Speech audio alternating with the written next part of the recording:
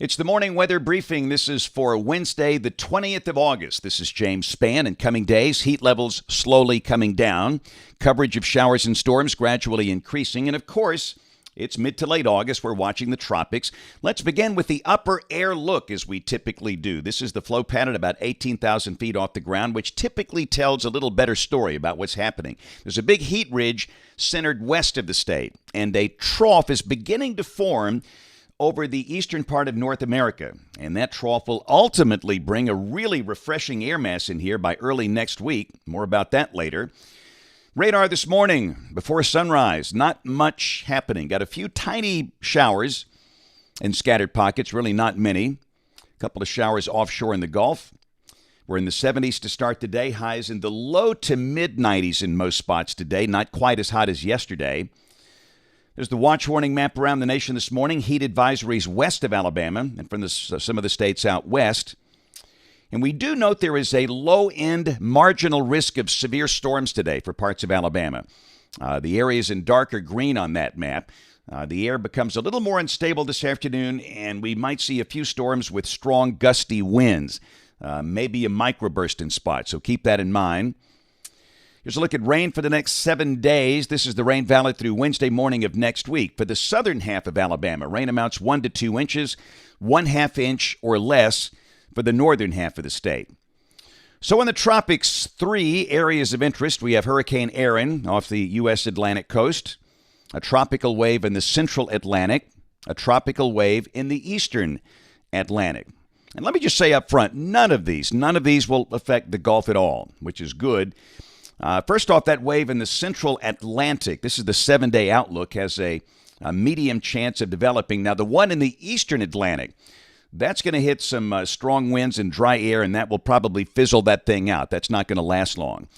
There's a 60% chance of the central Atlantic wave developing, but notice the turn north. If anything forms here, that's going to turn north into the open Atlantic, and this north turn occurs far, far east of the track of Erin. No impact to land.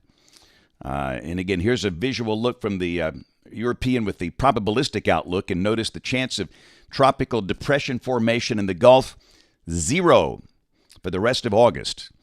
So far, so good. Of course, we got to get through September and October, and technically hurricane season runs through the end of November, but if you get through September and October, typically you made it. But still a ways to go. Here's a look at Erin this morning. The hurricane spinning away in the Atlantic, northeast of the Bahamas, far east of Florida. Top winds are 100 miles per hour.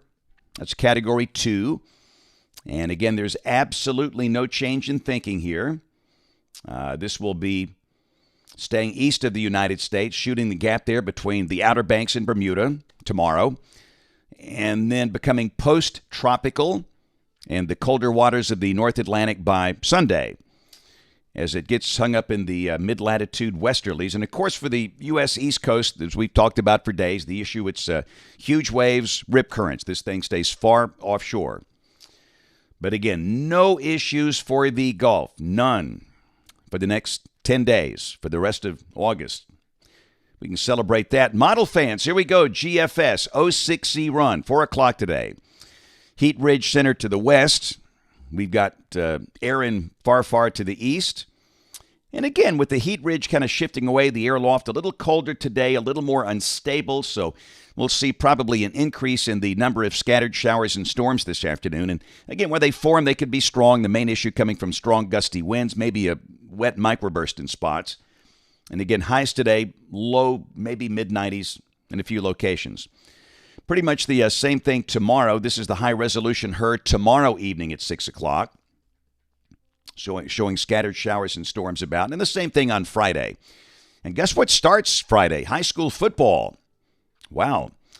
For the high school football games Friday evening, there could be a few storms around kickoff time.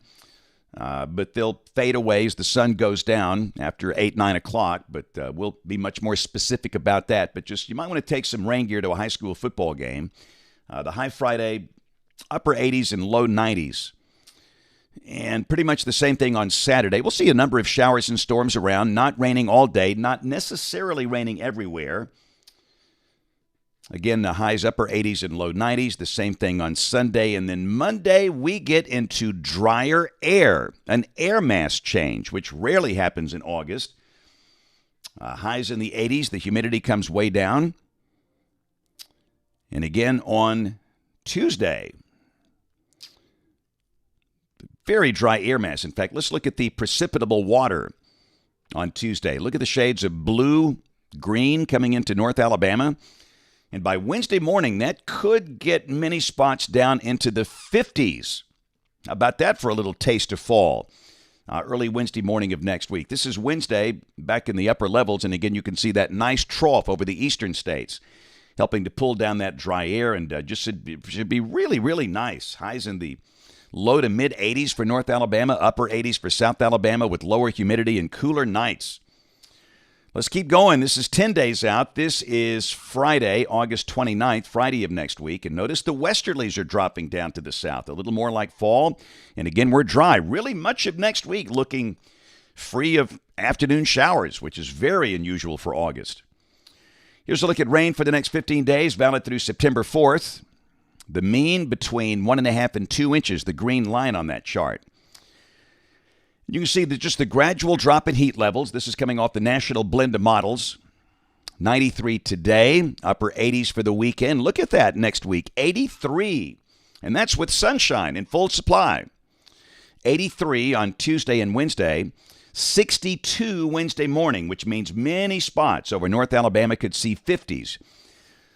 And again, long-range outlook here, 8 to 14 days out, August 27th through September 2nd. A lot of blue on that map.